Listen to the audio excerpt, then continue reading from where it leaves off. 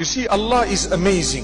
Allah is Rahman, Rahim, Ghafoor, Wadood, Tawwab, Ghaffar. These are the qualities of Allah and the names of Allah subhanahu wa ta'ala. Most loving, most kind, most merciful, most beneficent, oft forgiving, the one who loves to forgive. Allahumma innaka afuwan tuhibbul afwa fa'fu anni. Oh Allah, you are forgiving, you love to forgive. You love to what?